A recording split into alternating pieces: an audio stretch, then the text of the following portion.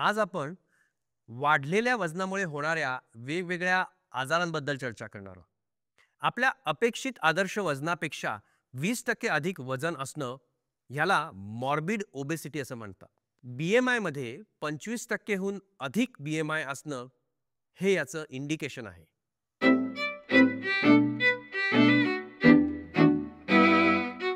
त्याच्याशिवाय त्वचेखालील चरबी मोजून, पोटाचा घेर मोजून किंवा जिममध्ये बॉडी कॉम्पोजिशन करून आपल्याला स्थूलपणाची अवस्था मोजता येते.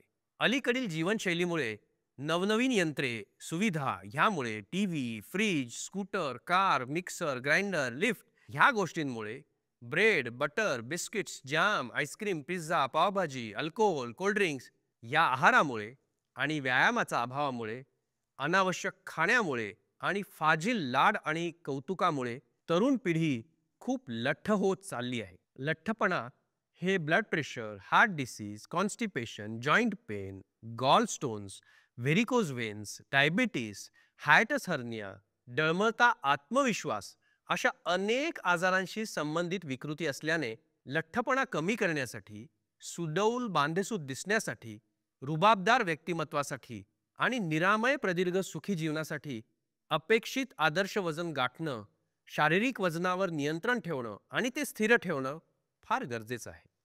आई वडील लठ्ठ असतील तर अनुवंशिक पार्श्वभूमीवर व्यायामाचा अभाव आणि कुपथ्य यामुळे वजन वाढू शकतं.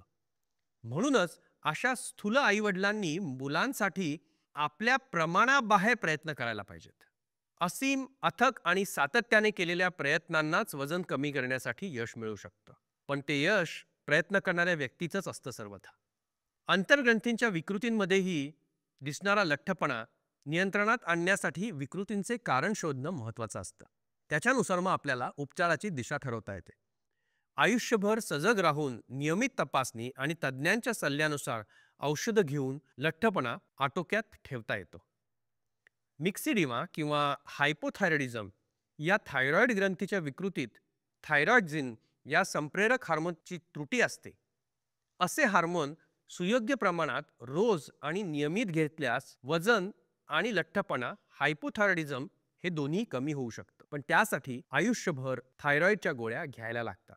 या व्याधींमध्ये मासिक पाळी अनियमित असते आणि रक्तस्रावही खूप जास्त होतो. रक्तातले कोलेस्ट्रॉलचे प्रमाण वाढते आणि विनाकारण अकाली हृदयविकार होतो. T3, T4, TSH या हॉर्मोन्सची रक्तातली तपासणी केली की आपल्याला निदान निश्चिती करता येते. फॅट शिवाय शरीरातील पाणी किंवा फ्लुइड वाढले तरीही वजन वाढू शकते. म्हणून गर्भारपणी झपाट्यानं वजन वाढते. मूत्रपिंडाच्या नेफ्रोटिक सिंड्रोम किंवा क्रॉनिक रिनल फेल्युअर या आजारातही, तसेच cirrhosis of liver, congestive cardiac failure, anaemia, hypoproteinaemia या सर्व आजारात पाणी साठल्यामुळे वजन वाढते. स्टिरॉइडसारखी औषधं, फॅमिली प्लॅनिंगची औषधं या सगळ्यांमुळे सुद्धा विलक्षण वेगाने वजन वाढू शकते. वजन जसं हळूहळू वाढलं तर कळत नाही, तसंच कमी करतानाही ते हळूहळूच कमी करावं लागतं. महिन्यास 1 किलो ह्या प्रमाणात वजन कमी केल्यास सस्टेनेबल वेट लॉस मिळवता येतो.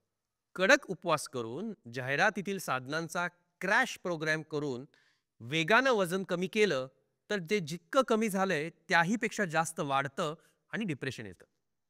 वजन कमी करण्याबाबत slow and steady wins the race ही म्हण कायमच लक्षात घ्यायला हवी.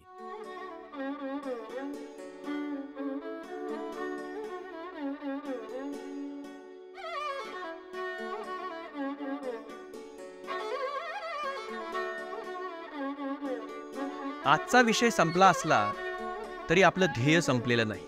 आरोग्याविषयीची संपूर्ण माहिती आणि मार्गदर्शन आपण यापुढील ऑडिओ व्हिडिओतही असंच चालू ठेवू. या पुस्तकाची पूर्ण लिंक सोबत शेअर करत आहोत. तुम्हाला हा प्रयत्न आवडला असेल तर याची लिंक जरूर शेअर करा, सबस्क्राईब करा आणि निरोगी आयुष्याची तुमची वाटचाल अशीच कायम चालू ठेवा.